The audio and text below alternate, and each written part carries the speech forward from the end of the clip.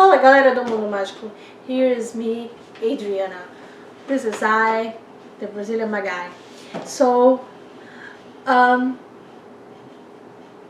there is this, so this past couple of weeks, my kids, because they know that I'm kind of obsessed with Harry Potter fandom and books, movies, parks, plays. So they know that I love it. So they, my kid just proposed this question and made me think. So he was asking me exactly what was the powers of Voldemort and Dumbledore, as any boy would. And I mean Voldemort and Grindelwald, as any boy would. And when I was answering the question to him, I was thinking, I do not know exactly what are these big powers that they claim to have. It's, for me, it was more the weakness that they have that kind of stood out the most after the at the end of the movies and play. So the thing is, we always think about the villain and the hero and think about their power, but in terms of strategy, you should not think about power, but more about the weakness of the specific character. And so I was just explaining to my son what were the biggest weaknesses of Gellert Grindelwald. So first of all, because Grindelwald, we kind of find at the end of Fantastic Beasts, Crimes of Grindelwald, what was probably one of the major weaknesses that he had by the mouth of Newt Scamander, when Newt Scamander meets Dumbledore at the bridge outside of Hogwarts, and then he shows Dumbledore the blood packet vial, and then Dumbledore asks Newt, "How did you get it?" And then Newt says,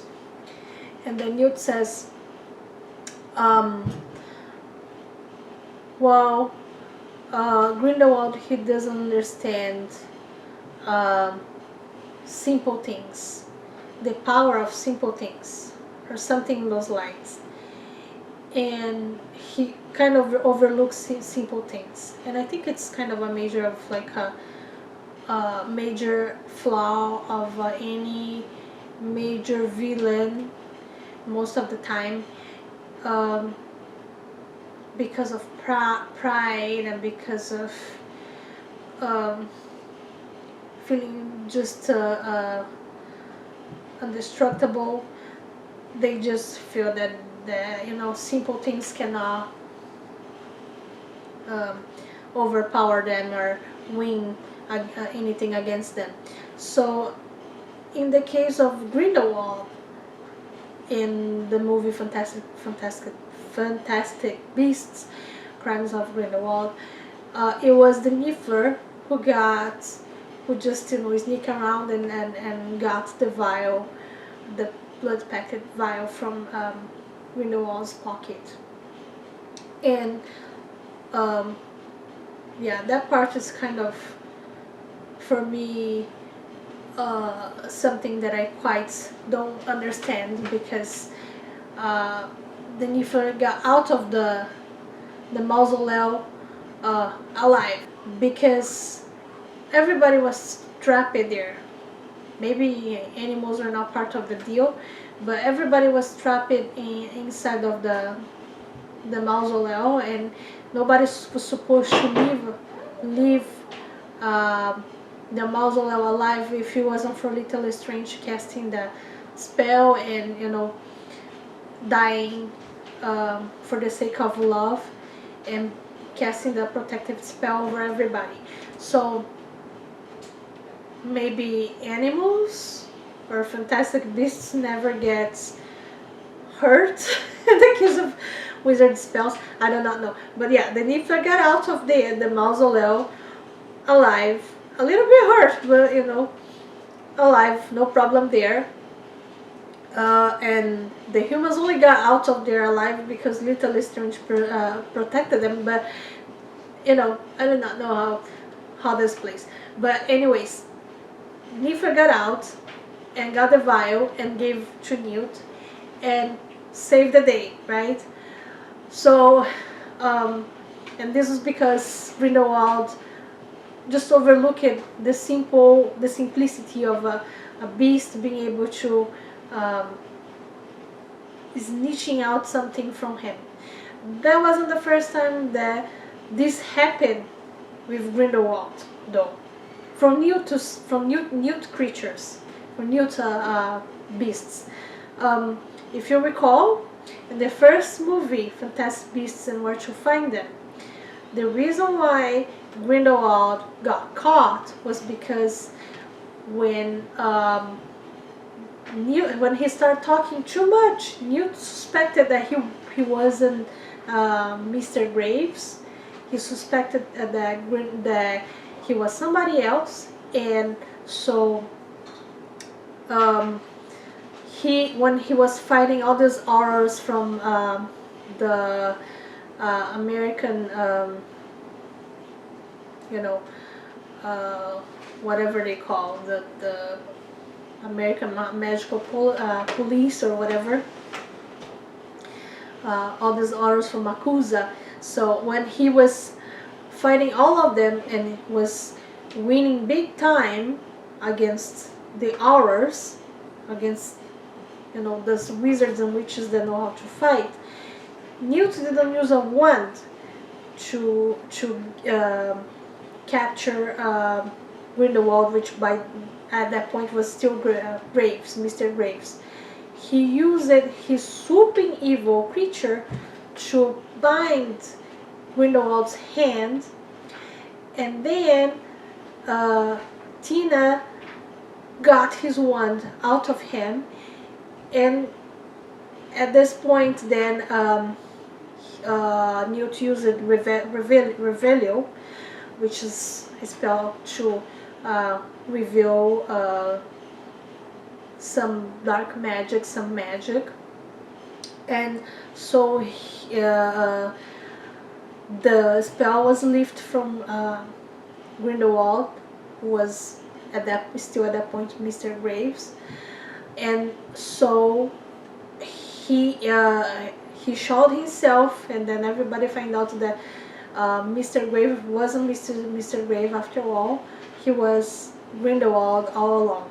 So that was the second time when the Niffer got Grindelwald's and Dumbledore's blood pact. That was the second time the Newt Scamander's creatures, got the best of Grindelwald.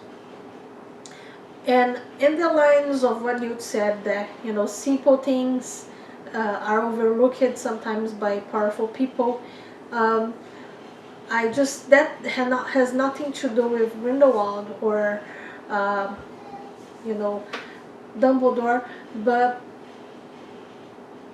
I think that's pointing at something important that's going to happen to this specific character that I'm going to talk about.